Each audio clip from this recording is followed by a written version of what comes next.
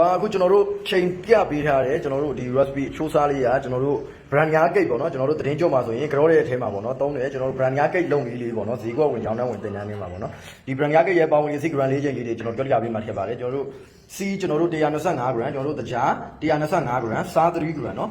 ကိတ်ကြုံကျွန်တော်တို့220 gram ကျွန်တော်တို့ vegan ပေါင်က12 gram နော်ကျွန်တော်တို့ကြက်ဥကျွန်တော်တို့3လုံးเนาะကျွန်တော်တို့နွားနို့120 gram ကျွန်တော်တို့နို့နံ5 gram ပေါ့เนาะပေါင်ရစီလေးတွေတိပြီးသွားပြီဆိုရင်ကျွန်တော်တို့ကိတ်နဲ့ပေါ့เนาะအခု brand ကကိတ်နဲ့မှုရောမဲ့ဘိုင်းကိုဆက်သွားမယ်เนาะကျွန်တော်တို့တကြားထည့်မယ်เนาะတကြားထည့်မယ်စားထည့်မယ်เนาะတကြားထည့်မယ်စားထည့်မယ်ပြီးရင်ဟိုဟာစီထည့်မယ်เนาะ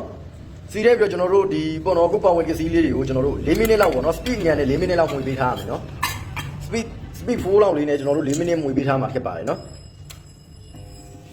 speed 4နဲ့ကျွန်တော်တို့4မိနစ်လောက်မှုပေးထားမယ်เนาะ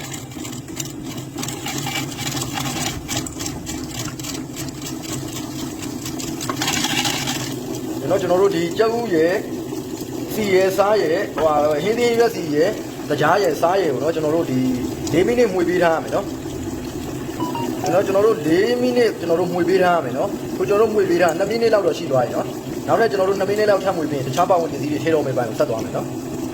ကျွန်တော်တို့4မိနစ်တကြားကြည့်သွားအောင်မှုပေးရမယ်เนาะတော့10မိနစ်လောက်ပဲလိုတော့တယ်เนาะ10မိနစ်ပြည့်ပြီဆိုရင်တခြားပတ်ဝန်းကျင်စီလေးတွေထည့်အောင်ဆက်သွားမယ်เนาะဒီတော့ကျွန်တော်တို့10မိနစ်လောက်ထပ်မှုပေးရမယ်เนาะတကြားလေးခြေသွားတဲ့အနေထားလေးပေါ့เนาะကျွန်တော်တို့ဒီတော့ကျွန်တော်တို့မှုပေးထား4မိနစ်ပြည့်သွားဖြစ်တဲ့အတွက်ကျွန်တော်တို့ခုဒီပေါ့เนาะဟိုကိတ်ချုံရဲ့ baking powder ရဲ့ကိုထည့်ပေးမယ်เนาะခုကျွန်တော်ကိတ်ချုံထည့်မယ်เนาะဒီမှာเนาะကိတ်ချုံထည့်မယ်ကိတ်ချုံထည့်ပြီးရင် baking powder ထည့်မယ်เนาะကျွန်တော်တို့ဒီကောင်လေးထည့်ပြီးတော့ speed နေလေးနဲ့ပေါ့နော် speed step 2လောက်လေးနဲ့ကျွန်တော်တို့step 2လေးနဲ့ကျွန်တော်တို့နှံ့ဆက်သွားအောင်ရင်မှုပေးမယ်နော်ကျွန်တော်တို့ဘေးမှာကတ်နေတဲ့အမှုတ်လေးတွေပေါ့နော်ဒီထဲမှာကျွန်တော်တို့နှံ့ဆက်သွားအောင်မှုပေးထားရမယ်နော်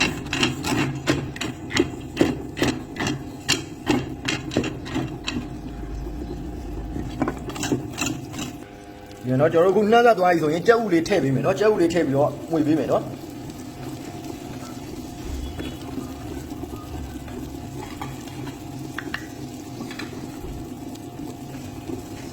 ကျွန်တော်ကြက်ဥလေးကိုဖောက်ထည့်ပေးမယ်เนาะကြက်ဥလေးဖောက်ထည့်ပြီးတော့အားလုံးနှံ့ဆက်သွားအောင်မှုပေးရမယ်เนาะဒီမှာเนาะကြက်ဥနှလုံးရှိသွားပြီကျွန်တော်နောက်ထပ်ကြက်ဥတစ်လုံးပေါ့เนาะဖောက်ထည့်ပေးမယ်เนาะဒီမှာเนาะကျွန်တော်အခုကြက်ဥလေးဖောက်ထည့်ပြီးသွားပြီဆိုရင်ကြက်ဥလေးနှံ့သွားအောင်ကျွန်တော်မှုပေးမယ်เนาะဒီမှာเนาะကြက်ဥလေးနဲ့ခုနကတော့အသားလေးနဲ့တယောက်နဲ့တစ်သားလေးထည့်သွားအောင်မှုပေးရမယ်เนาะ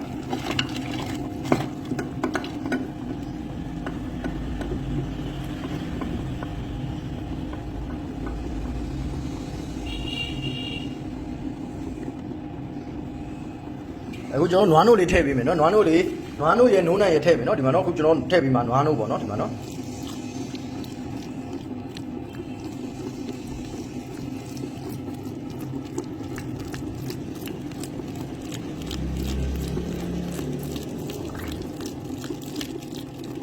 ကျွန်တော်နွားနို့လေးထည့်ပြီးသွားရင်နိုးနိုင်လေးထည့်ပေးမယ်နော်အခုကျွန်တော်တို့ထည့်လိုက်ကြတော့နိုးနိုင်ပေါ့နော်နိုးနိုင်လေးထည့်ပြီးတော့ဒီပေါင်ဝင်ပစ္စည်းတွေအားလုံးကိုနှံ့ဆက်သွားအောင်ပေါ့နော်ငွေပေးထားမှာပေါ့နော်ကျွန်တော်တို့နှံ့ဆက်သွားအောင်ကျွန်တော်နှံ့မနှံ့ကို14ပိတ်ပြီးတော့ရောင်းမလေးနဲ့စမ်းကြည့်မယ်နော်ကျွန်တော်နှံ့မနှံ့ကိုရောင်းမလေးနဲ့စမ်းကြည့်မယ်နော်ဒီမှာတော့ကိန်းနစ်လေးကလုံးဝနှံ့သွားပြီနော်ဒီမှာတော့အနေထားလေးကအားလုံးနှံ့သွားပြီနော်ဒီမှာနော်ဒီမှာတော့ကျွန်တော်တို့အားလုံးနှံ့ဆက်သွားပြီဆိုရင်ကျွန်တော်တို့ဒီခုကျွန်တော်တို့ဒီဟိုပါပေါ့brand ညာမိုးကွက်လေးတွေ brand ညာကိတ်လုပ်ဖို့အတွက်မိုးကွက်လေးတွေကိုထည့်တော့မယ့်ဘိုင်းကိုဆက်သွားမယ်နော်ဒီမှာတော့ကျွန်တော်တို့ဒီမှာတော့ဒါ brand ညာကိတ်မိုးကွက်လေးတွေပေါ့နော်တဲဥတာလေးတွေနော်ဒီမှာတော့ brand ညာကိတ်မိုးကွက်လေးတွေအဲကျတော့ကျွန်တော်တို့ခုဒီဖောက်ထားတဲ့ကိတ်နဲ့ကိုဒီမိုးကွက်လေးတွေပဲမှာပေါ့နော်ထည့်ပေးမယ်နော်ထည့်ရလေးကိုကျွန်တော်ပြပေးမယ်နော်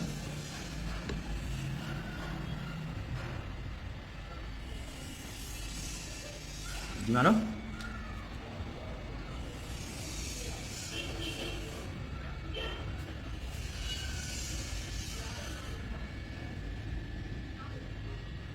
အခုကျွန်တော်တို့ရိုက်ပြပေးတာကတော့အချိုးနည်းနည်းလေးပေါ့နော်6လုံး9လုံးစာလောက်ပဲပေါ့နော်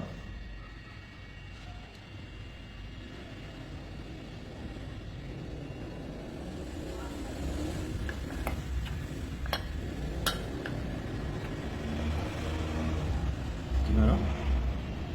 တို့အတိအကျဆိုရင်တော့ကျွန်တော်တို့10လုံးလောက်ပဲရမယ်နော်ကိတ်ခွက်ဒီမှာနော်ကိတ်နစ်ကိုအညီထည့်ပေးမယ်နော်ခွက်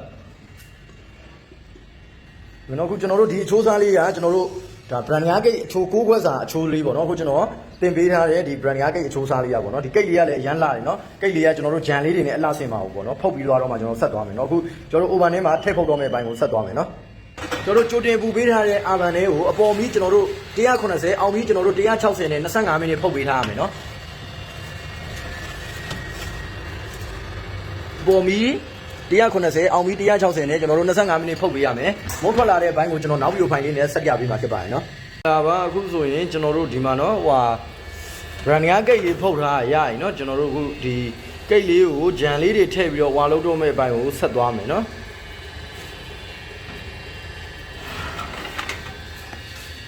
ဒီမှာတော့အခုကျွန်တော်တို့ရလာတဲ့ brand 9 gate လေးကိုချွတ်မယ်နော်ချွတ်မယ်ကျွန်တော်တို့ချွတ်မယ်နော်ဒီကောင်လေးကိုချွတ်တာလေးကျွန်တော်ပြပေးမယ်နော်ကျွန်တော်တို့ gate လေးကိုချွတ်မယ်နော်ဒီမှာနော်ချွတ်ရင်ဒီခွက်ဖင်လေးမှာပေါ့နော်ဒီလိုလေးတွေပေါ်လာမယ်ကိတ်သားလေးကလုံးဝအီဆက်ဆက်လေးနော်ဒီမှာနော်ဒါကကျွန်တော်တို့ဟွာပေါ့နော်ဒီ gate လေးနာမည်ကကျွန်တော် brand 9 gate ဖြစ်ပါတယ်နော်ဒီမှာနော် gate လေးကိုချွတ်မယ်နည်းနည်းတော့ပူတယ်ပေါ့နော် gate လေးကိုချွတ်မယ်ကျွန်တော်တို့တွေ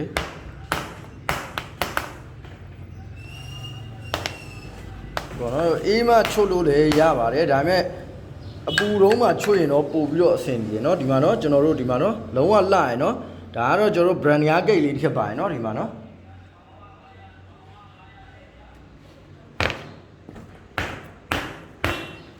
ခွက်လေးကိုကျွန်တော်တို့စောင့်ပေးမယ်အရင်စောင့်မှချာရတယ်ချွတ်လိုက်မယ်ကိုကတူရထားပူလို့မို့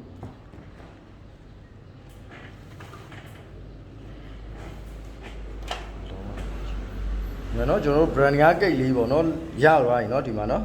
အဲ့ဆိုရင်ကျွန်တော်တို့ဒီကောင်လေးကိုအလှဆင်မယ်เนาะအလှဆင်တာလေးကျွန်တော်ပြပေးမယ်ဒီစောင့်ကြရအဲ့လိုမညီတော့ဒီမှာเนาะဒါကတော့ကျွန်တော်တို့သတင်းကြွတွေမှာပေါ့เนาะကြောလို့ရှိရင်ပေါ့เนาะအနည်းနဲ့နေရာစက်ရုံတိုင်းမှာလုံနေတဲ့ gate လေးပေါ့เนาะဒီမှာเนาะဒါကျွန်တော်တို့ဒါကတော့ကျွန်တော်တို့ strawberry เนาะ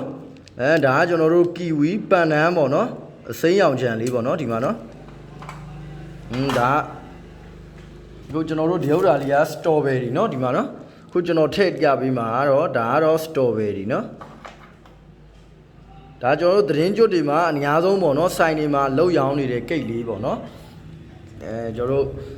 သတင်းကြွတွေမှာအများဆုံးဆိုင်မှာရောင်းနေကြတဲ့ gate လေးတွေပေါ့เนาะဒီမှာเนาะလုံးဝလာရယ်เนาะကဲအဲ့ဒါဆိုရင်ကျွန်တော်တို့ဒါကတော့ကိတ်နာမည်လေးက brand 9 gate ပေါ့နော်ကဲအဲ့ဒါဆိုရင်ကျွန်တော်မုံပုံလေးကိုဓပုံရိုက်ပြပေးမှာဖြစ်ပါတယ်နော်ဈေးကွက်ဝင်ရောင်းနှန်းဝင် online တင်တန်းထဲမှာပါတဲ့ brand 9 gate လေးနော်ဒီမှာနော်လုံးဝကိတ်သားလေးကအီးဆက်ဆက်လေးနော်ဒီမှာနော်တင်တန်းတက်ချင်တယ်ဆိုရင်တင်တန်းကို join လို့ရပါတယ်ဒါ